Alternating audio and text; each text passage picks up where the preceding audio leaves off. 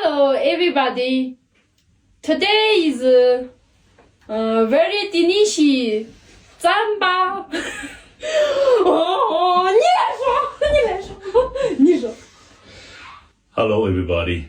I'm going to introduce a staple food from the highland. It is called Tsampa. So first, you need to wash your hand. Okay, now let's make the Tsampa.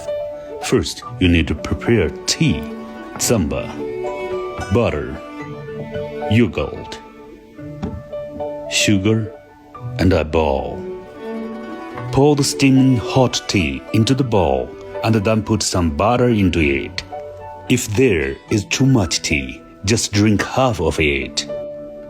Then put the Tsampa into the bowl and start kneading it in a clockwise direction.